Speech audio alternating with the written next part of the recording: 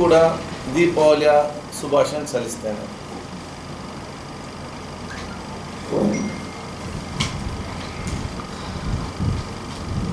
BJP ಸರ್ಕಾರ petroleum ಬೆಲೆ petrol ಮತ್ತು ಡೀಸೆಲ್ ರೇಟನ್ನು ಸ್ವಲ್ಪ ಮಟ್ಟಿಗೆ ಕಡಿಮೆ ಮಾಡಿ ಜನರ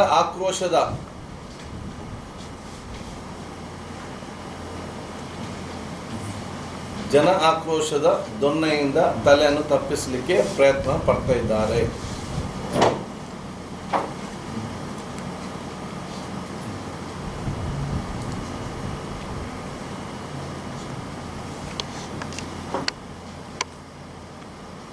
ಈ ಒಂದು ಬೆಲೆ ಇಳಿಕೆಯನ್ನು ಸ್ವಲ್ಪ ಮಟ್ಟಿಗೆ ಮಾಡಿದ್ರು ಇದು ಹೇಗಾಗಿದೆ ಅಂತ ಹೇಳಿದರೆ 70 ರೂಪಾಯಿಗೆ ತರಲಿಕ್ಕೆ ಭಾರತ ದೇಶಕ್ಕೆ 70 ವರ್ಷ ಬೇಕಾಗಿತ್ತು ಪೆಟ್ರೋಲ್ ಮತ್ತು ಡೀಸೆಲ್ಗೆ. ಆದರೆ ಇದನ್ನು 110 ರೂಪಾಯಿ ತರಲಿಕ್ಕೆ ಬಿಜೆಪಿಯವರಿಗೆ ಬರೀ 7 ವರ್ಷ ಸಾಕಾಯಿತು. 70 ಇಯರ್ಸಲ್ಲಿ 70 ರೂಪೀಸ್ಗೆ ಅಷ್ಟೆಲ್ಲ ಸಮಸ್ಯೆ ದೇಶಕ್ಕಿದ್ದರೂ ಕೂಡ ಅದು ಬಿಜೆಪಿ ಸರ್ಕಾರ ಬರೀ 7 ವರ್ಷಗಳಲ್ಲಿ ಇದನ್ನು ಸೆಂಚುರಿ ಬಾರಿಸಿ 110ಕ್ಕೆ 113 ತನಕ ಬಂದು ಮುಟ್ಟಿತ್ತು. ಮೊನ್ನೆ ನಡೆದಂಥ ರಾಜ್ಯ ಮಟ್ಟದ ಮತ್ತು ರಾಷ್ಟ್ರ ಮಟ್ಟದ ಚುನಾವಣೆಯಲ್ಲಿ ಬಿಜೆಪಿಯವರು ಬಹುತೇಕ ಕಡೆ ಜನ ಸೋಲಿಸಿದ ಕಾರಣ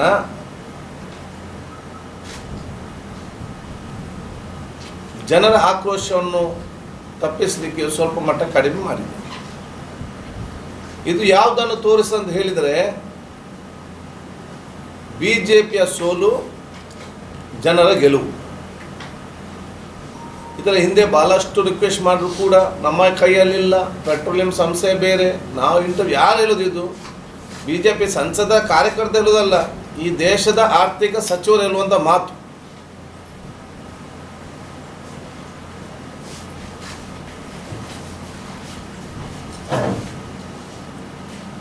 ಜನ ಆಕ್ರೋಶ ವ್ಯಕ್ತಪಡಿಸಿದಾಗ ಹೇಗೆ ಬಂತು ಅಧಿಕಾರ?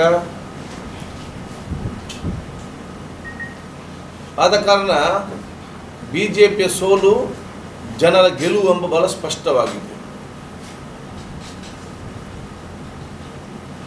ಇವತ್ತು ಪೆಟ್ರೋಲಿಯಂ ಮತ್ತು ಡೀಸೆಲ್ ಮತ್ತು ಪೆಟ್ರೋಲ್ಗೆ ಸ್ವಲ್ಪ ರೇಟನ್ನು ಕಡಿಮೆ ಮಾಡಿದ ಕೂಡ ಇವರು ಯಾವಾಗ ಜಾಸ್ತಿ ಮಾಡಿದ್ದಾರೆ ಆವಾಗ ಅಗತ್ಯ ವಸ್ತುಗಳು ಜನಸಾಮಾನ್ಯರ ಮತ್ತು ಮಾಧ್ಯಮ ವರ್ಗದವರಿಗೆ ಉಪಯೋಗ ಮಾಡುವಂತಹ ಅಗತ್ಯ ಗೃಹ ಉಪಯೋಗಕ್ಕೆ ಬೇಕಾಗುವಂಥ ಎಲ್ಲ ವಸ್ತುಗಳಿಗೆ ರೇಟ್ ಜಾಸ್ತಿ ಮಾಡಿದ್ದಾರೆ, ನೇರವಾಗಿ ಕಸ್ಟಮರ್ ಮೇಲೆ, ಗ್ರಾಹಕರ ಮೇಲೆ. ಅದು ಬಸ್ ರೇಟ್ ಇರಲಿ, ಇನ್ನಿತರ ವಾಹನಗಳ ರೇಟ್ ಇರಲಿ, ಗೃಹ ಉಪಯೋಗಿ ವಸ್ತುಗಳ ಮೇಲೆ ಇರಲಿ, ನಾವು ಬಳಸುವಂಥ ಊಟದ ದಿನನಿತ್ಯದ ಆಹಾರಕ್ಕೆ ಸಂಬಂಧ ಬೇಕಾಗುವಂತಹ ಪದಾರ್ಥ ಮತ್ತು ವಸ್ತುಗಳ ರೇಟ್ ಇರಲಿ, ಎಲ್ಲ ಕೂಡ ಜಾಸ್ತಿ ಆಗಿದೆ. ಅದನ್ನು ಯಾಕೆ ಕಂಟ್ರೋಲ್ ಮಾಡ್ತಾ ಇಲ್ಲ? ಜನಸಾಮಾನ್ಯ ದಿನನಿತ್ಯ ಬಳಸುವಂಥ ರೇಟ್ ನೀವು ಆಲ್ರೆಡಿ 110 ರೇಟಿಗೆ ಮಾಡಿದಾಗ ಆ ಎಲ್ಲ ರೇಟನ್ನು ಬಹುಶಃ ಕಂಪನಿ ಇವತ್ತು ಜಾಸ್ತಿ ಮಾಡಿ ಕಾರ್ಪೊರೇಟ್ ಸಂಸ್ಥೆಯವರು ಈಗ ಅದನ್ನು ಕೂಡ ಅಷ್ಟೇ ಪರ್ಸೆಂಟಲ್ಲಿ ಇಳಿಸಲಿಕ್ಕೆ ಯಾಕೆ ಆದೇಶ ಸರ್ಕಾರ ಕೊಡ್ತಾ ಇಲ್ಲ? ಜನಸಾಮಾನ್ಯರು ಇವತ್ತು ಬಳಸುವಂತಹ ಗೃಹ ಉಪಯೋಗಿಗೆ ಬೇಕಾದ ವಸ್ತುಗಳ ಅಗತ್ಯ ವಸ್ತುಗಳನ್ನು ನಿಯಂತ್ರಣಪಡಿಸಲು ಕೂಡ ಸರ್ಕಾರ ದಿಟ್ಟವಾದ ಕ್ರಮ ತಗೊಳ್ಬೇಕು. ಇಲ್ಲದಿದ್ದರೆ ಇದು ಮಾಧ್ಯಮ ವರ್ಗದವರಿಗೆ, ಜನಸಾಮಾನ್ಯರಿಂದ ಏನು ಕೂಡ ಪ್ರಯೋಜನ ಆಗ್ತಾ ಇಲ್ಲ.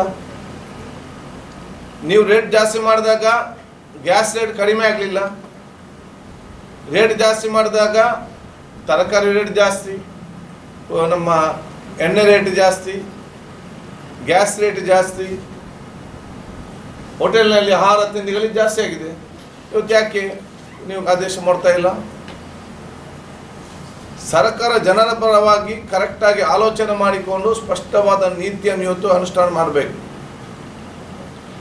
ಕೇಂದ್ರ ಸರ್ಕಾರಕ್ಕೆ, ಬಿಜೆಪಿ ಸರ್ಕಾರಕ್ಕೆ ಈ ದೇಶದ ಬಗ್ಗೆ ಸ್ಪಷ್ಟವಾದ ನೀತಿ ಇಲ್ಲದಿರುವುದೇ ಆರ್ಥಿಕ ನೀತಿ ಎಲ್ಲ ಸಮಸ್ಯೆಗೆ ಕಾರಣ. ಯಾಕಂತ ಹೇಳಿದರೆ ಬಹುಶಃ ಇವತ್ತು ಕೇಂದ್ರದ ಬಿಜೆಪಿ ಸರ್ಕಾರ ಅಧಿಕಾರಕ್ಕೆ ಬಂದ ನಂತರ ಈ ಕಾರ್ಪೊರೇಟ್ ಸೆಕ್ಟರ್ ಇದ್ದಾರಲ್ಲ, ದೊಡ್ಡ ದೊಡ್ಡ ಸೆಕ್ಟರ್ಸ್, ಅವರಿಗೆ ಮುಂಚೆ UPA ಸರ್ಕಾರ ಇದ್ದಾಗ ಅವರ ಟ್ಯಾಕ್ಸ್ 25% ಇತ್ತು ಕಾರ್ಪೊರೇಟ್ ಸೆಕ್ಟರ್ಗೆ. ಅದನ್ನು ಬಂದು 15%ಗೆ ಇಳಿಸಿ 25%ಇಂದ ಶ್ರೀಮಂತರ ದೊಡ್ಡ ದೊಡ್ಡ ಇಂಡಸ್ಟ್ರಿಗೆ, ಕಾರ್ಪೊರೇಟ್ ಸೆಕ್ಟರ್ಸ್ಗಳಿಗೆ 25% ಇದ್ದಂಥ ಟ್ಯಾಕ್ಸನ್ನು, ರೆವೆನ್ಯೂ ಅನ್ನು ಇವರು ಕಟ್ ಮಾಡಿ 15% ಮಾಡಿದರು. ಉತ್ಪಾದನಾ ವಲಯ, ಕೈಗಾರಿಕೆ ಉತ್ಪಾದನೆ, ಮ್ಯಾನುಫ್ಯಾಕ್ಚರಿಂಗ್ ಸೆಕ್ಟರ್, ಉತ್ಪಾದನಾ ವಲಯ, ಅವ್ರದ್ದು ಬಹುಶಃ ಇವತ್ತು ಕಾರ್ಪೊರೇಟ್ ಸೆಕ್ಟರ್ಗೆ 30%ಇಂದ 22%, ಕಾರ್ಪೊರೇಟ್ ಸೆಕ್ಟರ್ಗೆ 30%ಇಂದ 22%. ಉತ್ಪಾದನಾ ತೆರಿಗೆ 25ರಿಂದ 15% ಇಳಿಸಿದ್ದಾರೆ. ಇದನ್ನ total revenue to the centres ನಮ್ಮ ದೇಶಕ್ಕೆ ಎಷ್ಟು ಅಂತ ಹೇಳಿದರೆ 1.5 lakhs crores, 1.5 lakhs crores per year. ಇವರು ಬರೀ ಒಂದು ಕಾರ್ಪೊರೇಟ್ ಸೆಕ್ಟರ್ಗೆ ಉಪಕಾರ ಮಾಡಲಿಕ್ಕೆ ಹೋಗಿ ಆ ಟ್ಯಾಕ್ಸ್ ಏನಿತ್ತಲ್ಲ ಅದನ್ನು ಬ್ಯಾಲೆನ್ಸ್ ಮಾಡಿ ಅವರಿಂದ ತೆರಿಗೆ ಸಂಗ್ರಹಿಸಿ ಇವರಿಗೆ ಪೆಟ್ರೋಲಿಯಂ ಸಬ್ಸಿಡಿ ಕೊಡ್ಬೋದಿತ್ತು. ಅದನ್ನೇ ಮನಮೋಹನ್ ಸಿಂಗ್ ಸರ್ಕಾರ, ಕಾಂಗ್ರೆಸ್ ಸರ್ಕಾರ ಮಾಡಿತ್ತು. 90,000 rupees, ಇವತ್ತು 90,000 crores ಸೆಂಟ್ರಲ್ ಗೌರ್ಮೆಂಟ್ ಜಸ್ಟ್ ಸಬ್ಸಿಡಿಯಾಗಿ ಪೆಟ್ರೋಲಿಯಂಗೆ ಕೊಟ್ಟಿದೆ ಕಂಪನಿಗೆ. ಯಾಕೆ? ನಿಮ್ಮ ಭಾರವನ್ನು ಜನರ ಮೇಲೆ ಹಾಕಬೇಡಿ ಎಂಬ ಕಾರಣಕ್ಕಾಗಿ. ಇವರು ಕರೆಕ್ಟ್ ಉಲ್ಟಾ, ಕಾರ್ಪೊರೇಟ್ ಸೆಕ್ಟರ್ ಭಾರವನ್ನು ಇಳಿಸಿ ಎಲ್ಲ ಭಾರವನ್ನು ತೆಕ್ಕೊಂಡು ಜನರ ಮೇಲೆಗೆ ಹಾಕಿ ಕೂತ್ಕೊಂಡು.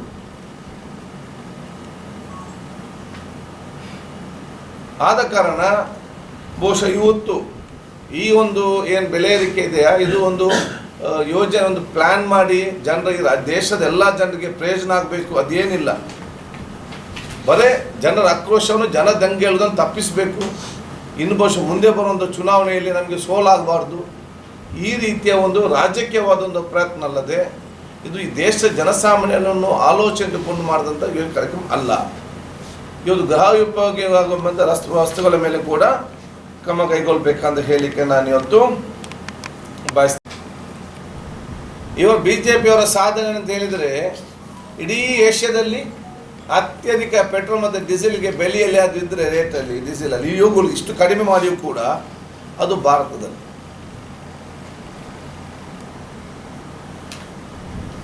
ಎಲ್ಲ ನಮ್ಗಿಂತ ಅಭಿವೃದ್ಧಿ ಆಗದಂತಹ, ಆರ್ಥಿಕ ಬಸ್ ಇಲ್ಲದಂತಹ ಭೂತಾನ್ನಲ್ಲಿ ಕಡಿಮೆ, ಬಾಂಗ್ಲಾದೇಶಲ್ಲಿ ಕಡಿಮೆ, ನೇಪಾಳಲ್ಲಿ ಕಡಿಮೆ, ಶ್ರೀಲಂಕಾದಲ್ಲಿ ಕಡಿಮೆ, ಪಾಕಿಸ್ತಾನದಲ್ಲಿ ಕಡಿಮೆ. ನಮಗಿಂತ ಜಾಸ್ತಿ ಆರ್ಥಿಕವಾಗಿ ಆ ಒಂದು ದೇಶದಲ್ಲಿ ಮುಂದೆ ಓಡಲಿಕ್ಕೆ ಪ್ರಯತ್ನ ಚೈನಾದಲ್ಲಿ ಕೂಡ ಕಡಿಮೆ. ನಮ್ಮಲ್ಲಿ ಬಡವರು, ನಮಗಿಂತ ಸಣ್ಣ ರಾಷ್ಟ್ರಗಳು ಕಡಿಮೆ. ಇನ್ನು ನಮ್ಮಲ್ಲಿ ಇರುವಂಥ ರಾಷ್ಟ್ರಗಳು ಕೂಡ ನಮ್ಮಲ್ಲಿ ಯಾಕೆ ಕ್ರೂಡ್ ಆಯಿಲ್ ಇಡೀ ವಿಶ್ವಕ್ಕೆ ಎಲ್ಲ ಕಡೆ ಒಂದೇ ಕಡೆಯಿಂದ ಬರೋದಲ್ಲ, ಇವರಂತರ ಅಂತಾರಾಷ್ಟ್ರೀಯ ಮಟ್ಟದ ಮಾರ್ಕೆಟ್ ಅಂತ ಹೇಳ್ತಾರಲ್ಲ, ಎಲ್ಲ ದೇಶ ಒಂದೇ ಅಲ್ವಾ, ಬೇರೆ ಕಡೆಗೆ ಎಲ್ಲಿ ಕೂಡ. ಭೂತಾನಲ್ಲಿ ಅವರದೇ ಫ್ಯಾಕ್ಟ್ರಿ ಇದೆಯಾ ಎಣ್ಣೆ ತಯಾರಾಗುವಂಥದ್ದು? ಸೊ ನಾನು ಬಹುಶಃ ಜನನ ಇವತ್ತು ನಾವು ಪ್ರತಿಪಕ್ಷಗಳು ಎಷ್ಟೇ ಪ್ರತಿಭಟನೆ, ಎಷ್ಟೇ ಪ್ರೆಸ್ ಕಾನ್ಫರೆನ್ಸ್ ಮಾಡಿ ಕೂಡ ಇವರ ಕೆಲಿಗೆ ಬೀಳಿದೆ. ಜನರ ಒಂದು ಏಟು ಕರೆಕ್ಟಾಗಿದೆ ಇದರಲ್ಲಿ ಮೊನ್ನೆ. ಅದನ್ನು ಜನ ಅರ್ಥ ಮಾಡಿಕೊಳ್ಬೇಕು. ನಿಮಗೆ ನೆಮ್ಮದಿಯ ಜೀವನ ಮಾಡಬೇಕಾ, ನಿಮ್ಮ ಮಕ್ಕಳು ನೆಮ್ಮದಿ ಶಿಕ್ಷಣ ಮಾಡಬೇಕಾ, ಅಥವಾ ಸರ್ಕಾರ ಒದಗಿಸೋ ಬೇರೆ ಬೇರೆ ಸವಲತ್ತುಗಳು, ಇವತ್ತು ಸ್ಕಾಲರ್ಶಿಪ್ಗಳು, ಅಂಬೇಡ್ಕರ್ ಯೋಜನೆಯಲ್ಲಿ ಇವತ್ತು ನಮಗೆ ಸ್ಕಾಲರ್ಶಿಪ್ ಬರ್ತಾ ಇಲ್ಲ, ಹಿಂದುಳಿದ ವರ್ಗದ ವಿದ್ಯಾಸಿರಿ ಯೋಜನೆ ಮತ್ತು ಇಂದಿಯನ್ ಸ್ಕೀಮ್ ಬರ್ತಾ ಇಲ್ಲ, ಮೈನಾರಿಟೀಸ್ನ ಅರಿಯೂಸ್ ಯೋಜನೆ ಇವತ್ತು ತಪ್ಪಿಸಿದ್ದಾರೆ. ಭಾಳಷ್ಟು ಇವತ್ತು ಅಲ್ಪಸಂಖ್ಯಾತ ಹಿಂದುಳಿದ ವರ್ಗದವರು ಮತ್ತು ದಲಿತರು ಮತ್ತು ಎಲ್ಲ ವರ್ಗದ ಬಡವರು ಇವತ್ತು ಇಂಜಿನಿಯರಿಂಗ್ ಮತ್ತು ಮೆಡಿಕಲ್ ಸೀಟ್ಸ್ ಕೂಡ ಅವರಿಗೆ 3 ಲಕ್ಷ 2 ಲಕ್ಷ ಕೊಡಲಿಕ್ಕೆ ಮುಂಚೆ ಸರ್ಕಾರ ಕಟ್ತಾ ಇತ್ತು. ಇದನ್ನು ಇವತ್ತು ಆರ್ಥಿಕವಾದ ಬಜೆಟ್ ನಡೆದ ಕಾರಣ ಇವತ್ತು ಶಿಕ್ಷಣದ ವಂಚಿತರಾಗ್ತಾರೆ. ಈ ದೇಶದ ವಿದ್ಯಾರ್ಥಿ ಮತ್ತು ಈ ದೇಶದ ಶಿಕ್ಷಕರನ್ನು ಇವರು ಶಿಕ್ಷಣ ವಂಚಿತರಾಗಿ ಮಾಡಿದರೆ ಇದು ದೇಶಕ್ಕೆ ಮಾಡೋ ಅತ್ಯಂತ ದ್ರೋಹ ಅಂತ ಹೇಳಲಿಕ್ಕೆ ನಾನು ಇವತ್ತು ಬಯಸ್ತೇನೆ. ನಿಮ್ಮ ಜನಸಾಮಾನ್ಯರಿಗೆ ಬೇಕಾಗುವಂಥ ಯೋಜನೆ ಕೊಡಲಿಕ್ಕೆ ಏನು ಪ್ರತಿ ಸಲ ನಿಮ್ಮನ್ನು ಸೋಲಿಸಬೇಕಾ ಓಟಲ್ಲಿ? ಇಲ್ಲದ್ರೆ ಆಗೋದಿಲ್ಲ ನಿಮಗೆ, ಪ್ರತಿಯೊಂದು ಓಟು ಲೆಕ್ಕಾಚಾರವ. ಆದ ಕಾರಣ ಬಹುಶಃ ಈ ಎಲ್ಲ ಇವತ್ತು ಕಾಲೇಜ್ ಸ್ಟಾರ್ಟ್ ಆಗಿದೆ, ಸೀಟಿಗಾಗಿ ಇವತ್ತು ವಿದ್ಯಾರ್ಥಿ ಕಾಲೇಜ್ ಹೋಗ್ತಾ ಇದ್ದಾರೆ. ಆರ್ಥಿಕವಾದ ಸಂಕಷ್ಟದ ಪರಿಸ್ಥಿತಿ ಇದೆ. ಯಾವುದೆಲ್ಲ ಸ್ಕಾಲರ್ಶಿಪ್ಸ್ ಇದೆ, ಅದು ಅರಿವು ಸ್ಕೀಮ್ ಇರಲಿ, ಅಂಬೇಡ್ಕರ್ ಯೋಜನೆ ಅಡಿ ಇರಲಿ, ಹಿಂದುಳಿದ ವರ್ಗದ ವಿದ್ಯಾರ್ಥಿ ಎಲ್ಲವೂ ಕೂಡ ತತ್ಕ್ಷಣ ಕಾಂಗ್ರೆಸ್ ಸರ್ಕಾರ ಇದ್ದಾಗ ಏನೆಲ್ಲ ಯೋಜನೆ ಕೊಟ್ಟಿದ್ದ ಅದನ್ನು ಸಮರ್ಪಕವಾಗಿ ರೀಸ್ಟಾರ್ಟ್ ಮಾಡಬೇಕನ್ನೋ ಒತ್ತಾಯ ಪಡಿಸ್ತೇನೆ.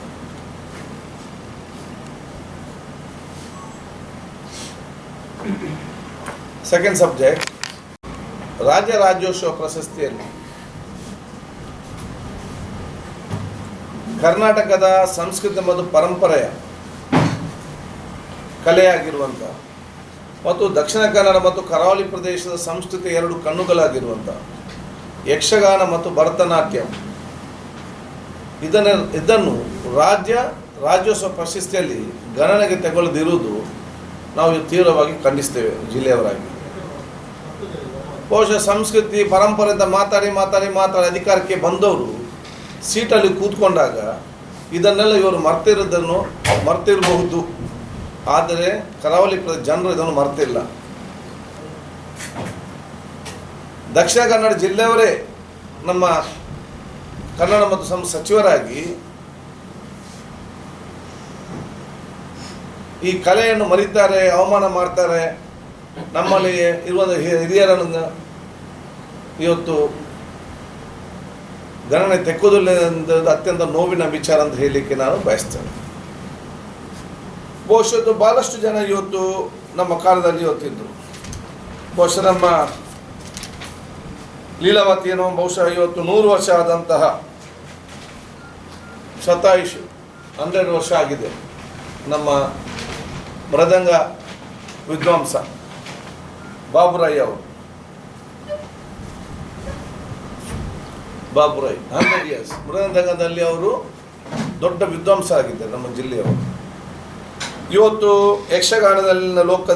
ಯಕ್ಷಗಾನದ ಸಾರಸ್ವತ ಲೋಕದಲ್ಲಿ ಅತ್ಯಂತ ಹೆಸರುವಾಸಿಯಾದಂತಹ ಲೀಲಾವತಿ ಬೈಕ ಪಡಿತಾಯರವರು 77 ಇಯರ್ಸ್. ಇವತ್ತು ವಿಮರ್ಶಕ ಆದಂಥ ಹಿರಿಯಂತ ಡಾಕ್ಟರ್ ಪ್ರಭಾಕರ್ ಜೋಶಿರವರು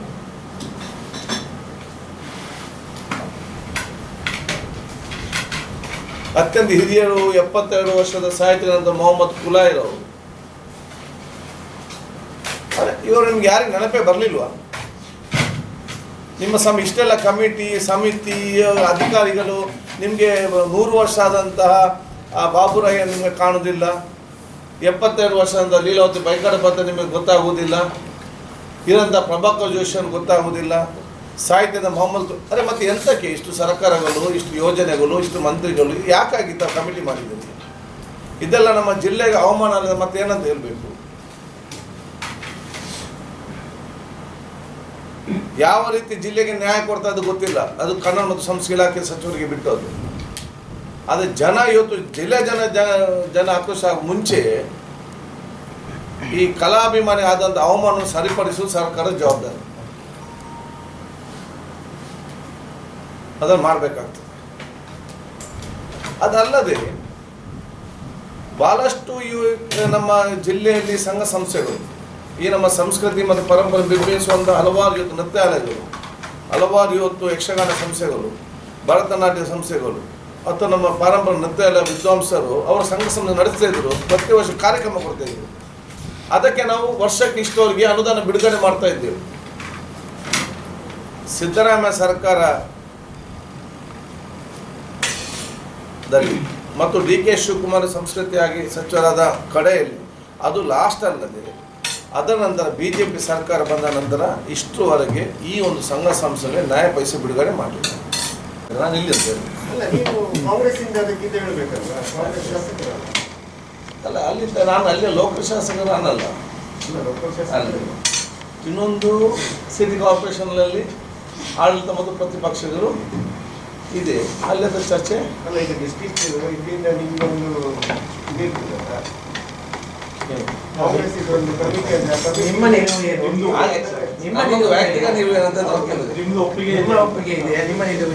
ಈಗ ನಮ್ಮ ಒಪ್ಪಿಗೆ ಪ್ರಕಾರ ಮಾಡ್ತಾರೆ. ನಾವೀಗ ಅರಿವು ಸ್ಕೀಮ್ ಕೇಳಿದ್ರೆ ಅದು ಕೊಡುವುದಿಲ್ಲ. ಇದನ್ನು ಕಡಿಮೆ ಮಾಡಿ ಅಂತ ಅದು ಇಲ್ಲ. ಇನ್ನು ಇದೊಂದು ಕೇಳಿ ಮತ್ತೇನು ಮಾಡಲಿಕ್ಕೆ ಅವರು ಯಾವುದು ಬೇಕು ಅದು ಕೇಳಿದ್ರೆ ಇವತ್ತು ಯಾವುದು ಕೂಡ ಇಲ್ಲ. ಮಕ್ಕಳಿಗೆ ಶಿಕ್ಷಣ ಬೇಕಂದ್ರೆ ಯೋಜನೆಗಳಿಲ್ಲ, ಸರಿಯಾಗಿ ಒಂದು ರೇಷನ್ ಕಾರ್ಡ್ ಕೊಡ್ತಾ ಇಲ್ಲ, ಒಬ್ಬ ಬಡವರಿಗೆ ಮನೆ ಬರಲಿಲ್ಲ. ಇದರ ಬಗ್ಗೆ ಯಾವ ಮಕ್ಕಳು ಕೂಡ ಕೇಳುವುದಿಲ್ಲ. ಇದನ್ನು ಕೇಳಿ ಏನಾಗಲಿಕ್ಕೆ ಅಲ್ಲ. ನಾನು ನನ್ನ ವ್ಯಕ್ತಿಯ ಬಗ್ಗೆ ಕೇಳುವಂಥದ್ದು ಅವರಿಗಿಂತಲ್ಲ. ನೋಡಿದ್ರೆ ಕಾರ್ಪೊರೇಷನ್ಗೆ ಅಧಿಕಾರಕ್ಕೆ ಬಂದ ನಂತರ ಅವರವರ ಅಧಿಕಾರ ಅವ್ರಿಗೆ ಬಿಟ್ಟಂಥ ವಿಚಾರ.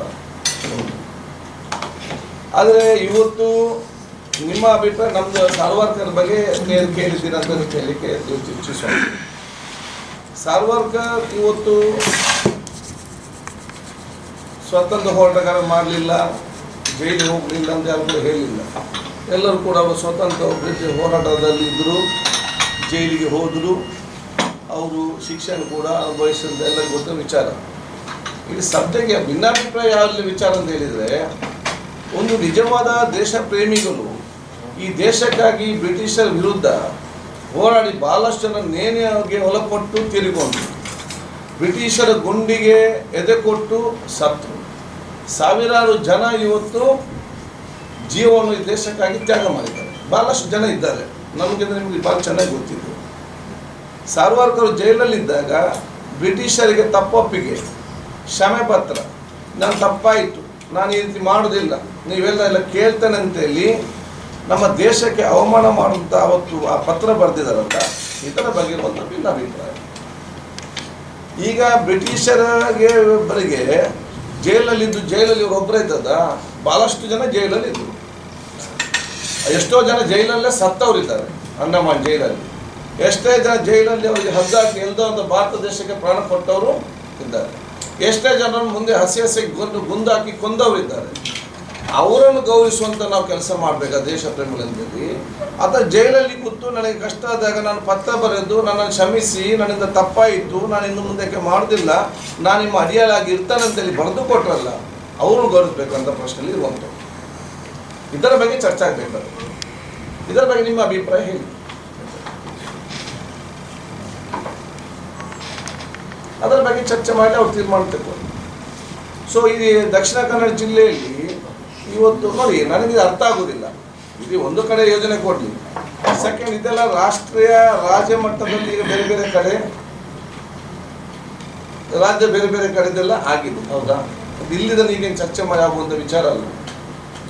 ಈಗ ನಮ್ಮ ಜಿಲ್ಲೆಯಲ್ಲಿ ಈ ಜಿಲ್ಲೆಗೆ ವಿಶೇಷ ಕೊಟ್ಟಂತ ಶ್ರೀನಿವಾಸ ಮಲ್ಯರು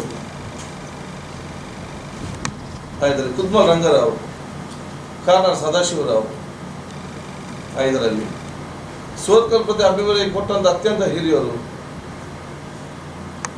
ಈಗ ನಮ್ಮ ಜೊತೆ ಇರುವಂಥ ನಮ್ಮ ಜನಾರ್ದನ್ ಪೂಜಾರಿ ಅಂತವರು,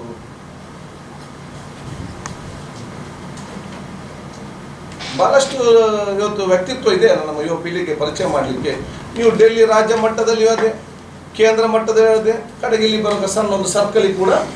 ಇದರಿಂದ ಏನು ನಿಮಗೆ ಈ ಪ್ರಸ್ತಾವನೆ ಮಾಡುವವರ ಉದ್ದೇಶ ಏನು, ಅವರ ಮನಸ್ಥಿತಿ ಏನು, ಇದೆಯೋದು ಚರ್ಚೆ ಆಗಬೇಕಂತ ವಿಚಾರ.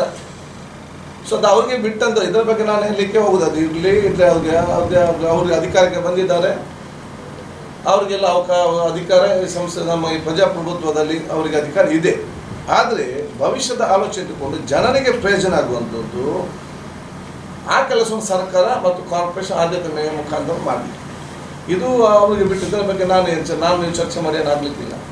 ಸೊ ಇದು ಅವ್ರಿಗೆ ಬಿಟ್ಟಂಥ ವಿಚಾರ, ಅವರು ಆತ್ಮಲೋಕನ ಮಾಡಿಕೊಳ್ಬೇಕಾಗ್ತದೆ. ಬಿಜೆಪಿಗೆ ಜನ ಸೂಕ್ತವಾದ ಪಾಠವನ್ನು ಕಲಿಸಿದ್ದಾರೆ. ಯಾಕೆಂತ ಹೇಳಿದರೆ, ಸಿಂದಗಿಯಲ್ಲಿ ನಮ್ಮ ಮಂಬಳಿ ಸದಸ್ಯರಲ್ಲಿ ಇರಲಿಲ್ಲ, ಅಲ್ಲಿ ಜನತಾದಳ ಇದ್ದದ್ದು. ಹಾನ್ಗಲಲ್ಲಿ ಬಿಜೆಪಿ ಉಪಚುನಾವಣೆ ನಡೆಯುವಾಗ ಸಾಧಾರಣವಾಗಿ ಎಲ್ಲ ಉಪಚುನಾವಣೆಯಲ್ಲಿ ಕೂಡ ಆಳ್ತ ಪಕ್ಷ ಇರುವವರೇ ಇವತ್ತು ಗೆಲ್ಲುವಂಥ ಒಂದು ವಿಚಾರ. ಆದರೆ ಇವತ್ತು ಆಡಳಿತ ಪಕ್ಷದಿರುವಂಥ ಪಕ್ಷಕ್ಕೆ ನಾವು ಪ್ರತಿಪಕ್ಷದಲ್ಲಿ ಕಾಂಗ್ರೆಸ್ ಹೆಚ್ಚು ಕಮ್ಮಿ ಅಥವಾ ಪ್ರತಿಪಕ್ಷ ಸೋತರೂ ಕೂಡ ಅದು ದೊಡ್ಡ ವಿಚಾರ. ಯಾಕೆ ಜನ ಇದ್ದವರಿಗೆ ಕೊಡ್ತಾರೆ ಅಂತ ಬರ್ತದೆ, ದೊಡ್ಡ ವಿಷಯ ತಗೊಳ್ಳಿಕ್ಕೆ ಆಗೋದಿಲ್ಲ. ಆದರೆ ಯಾರು ಅಧಿಕಾರದಲ್ಲಿದ್ದಾರೆ ಅವರ ಸೀಟನ್ನು ಕಲ್ಕೊಳ್ತಾರೆ, ಅದು ದೊಡ್ಡ ಮಟ್ಟದ ಜನರ ಆಕ್ರೋಶ ಇದೆ ಅಂತೇಳಿ ಅರ್ಥ.